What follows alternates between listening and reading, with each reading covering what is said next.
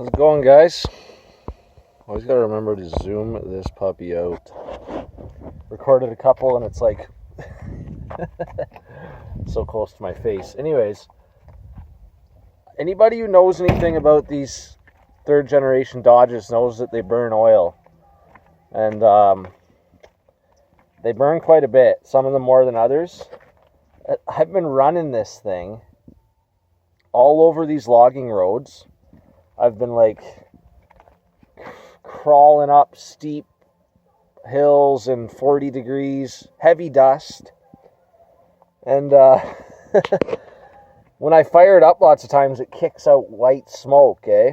So I think that's like the oil burning. And so I haven't checked it in a while.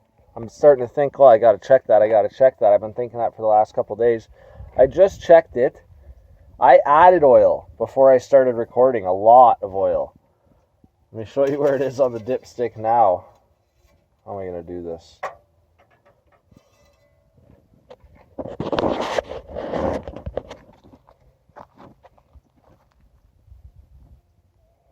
I don't know if you guys can see or not, but it's not even in the zone. See how it's below that bump? The zone's up here with the add. It's not even in the zone. Sorry guys, this is ridiculous. This is ridiculous to try and record a dipstick with anybody ever tried to record dipstick reading? Anyways, okay. Maybe you guys could see. But it's down here. Here's the add, and here's the safe zone. When I opened it, when I first took it out just this morning, it wasn't even on the dipstick. It might have been registering a little bit on the bottom there. Literally wasn't even on the dipstick. These things take like 6.5 liters of oil. I added probably 2 liters, and it's down there. It needs to be all the way up here. It probably needs another 2 liters. It was probably down at least 4 liters on oil. It probably only had like 2/3 or 1/4 of the oil in there that it's supposed to have. The other thing is the coolant. Look at the coolant. It's not even registering. I'm flat surface. Here's the min, here's the max. There's no coolant even in the reservoir. And here's the thing, guys, is like it's running like a top. I'm driving it, and the other day it started to heat up. I should put that video out. I forgot I made that video. When I first came out here, I took it up this really steep road, and it was hot that day. It was like 40-something degrees, and it started to heat up, eh? And like, I see if I can grab the video. I won't be able to put it on this one, but maybe I will. Maybe I'll find a way to edit it. I guess I could, yeah. I don't know if I'll get it on this one, but I got it, like, it was pretty hot, eh? I didn't know the coolant was low. I figured it was just because it was 40 degrees, and I wasn't moving at all. I was just crawling in low range up this really steep hill. So I came back down the hill, and it cooled right off. But it's got no coolant in it either.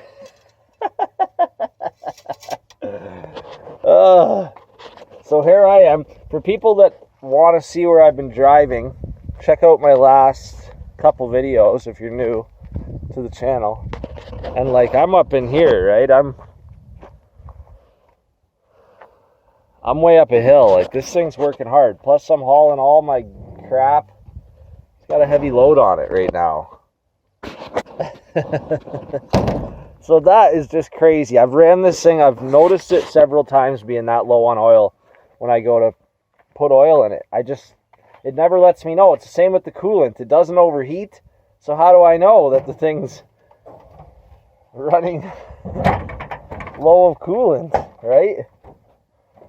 Now, I'm not going to add in any water or anything because I live in Canada, and so I don't know if it'll all come out by the time winter comes around. The coolant doesn't leak that fast. and I don't want to have to flush it. So I don't want water in my coolant and then it comes and freezes. I saw that happen to a guy when I worked up north one time. He drove up there with water in his coolant in his little car, and it was minus 50 up Fort Nelson, way up north. And it froze all in all the little ventricles and everything, and it was a mess. I think he had to scrap the rad, and couldn't get out of there, needless to say. So I don't add water into my coolant. We don't do that here in Canada. But I do add oil into my engine. So I'm going down to town right now to get some more oil, because this thing is, as you can see, it's like way low. And it's been even lower, which is nuts. I can't even believe that. I had to show you guys. I've been driving around on these mountain roads with no oil, on the highway too, probably like way down. We're not talking down just a little bit. We're talking down like liters and liters of oil. So these really are good motors for anybody who thinks they're not. Like, as you can see, watch my other videos where I'm driving, and no oil and no coolant in the thing. So I'm just gonna cruise down to town here. What are we at? 6:24 on the vid.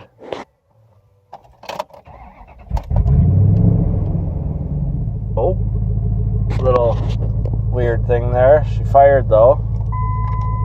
When I sit at these spots, I play my radio. Like, I can get radio here from Revelstoke.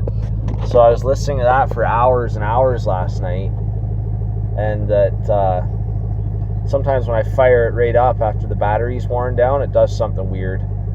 I think it's maybe it just has enough juice to fire the engine, but then the battery's like dead right there. So then it's like it doesn't have a battery, because even though all the power runs off the alternator, once you fire your car up, you still need a battery. So I think that the alternator just charges the battery, and then everything runs off the battery, and the alternator just keeps it charged. So if you the battery's like extremely dead when you first fire it up, it might have a little bit of a... So I think that's what that is. But definitely got to get some oil in her. Oh man, I wonder if I can crawl out of here in two-wheel drive.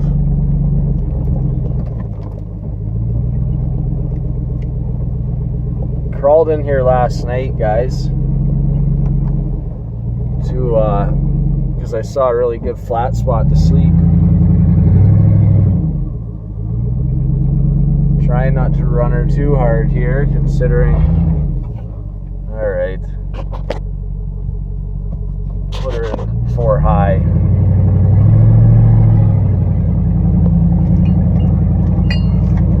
I want to be in 4 low, but I gotta turn around right here.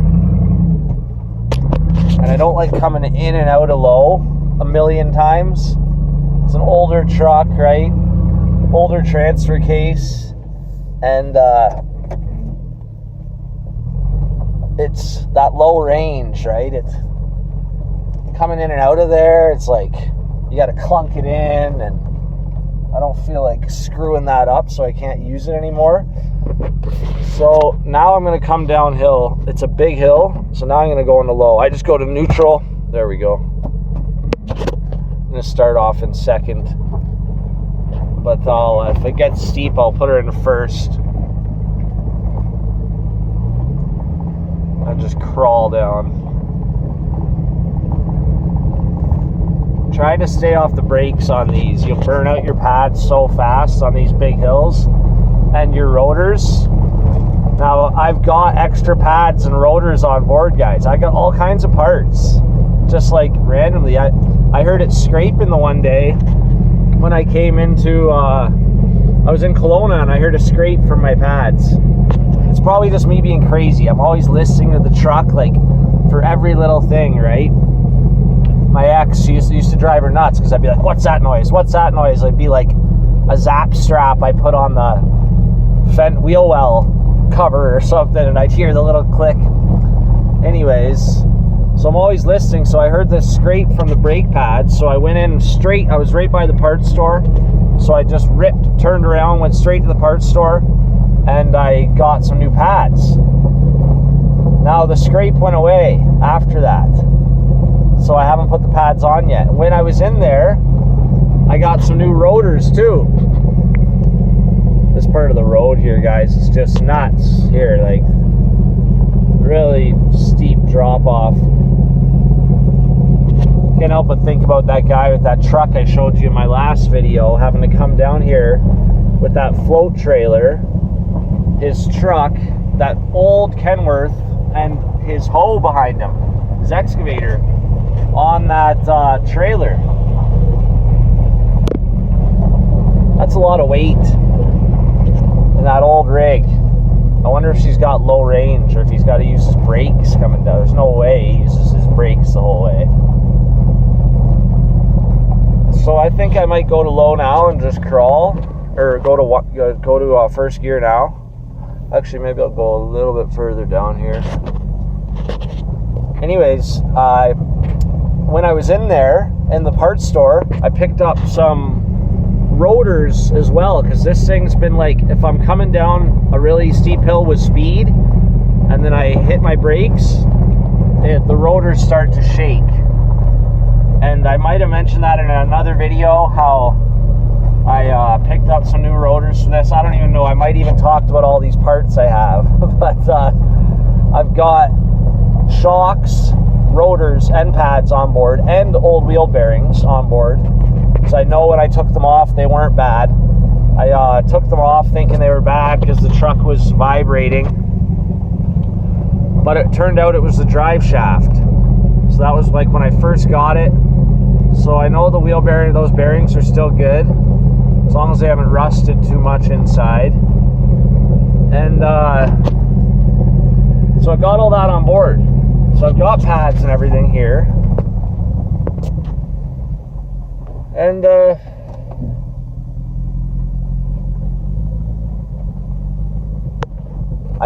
anyways, I don't really need to use my brakes too much coming down these hills because I got first gear low, right?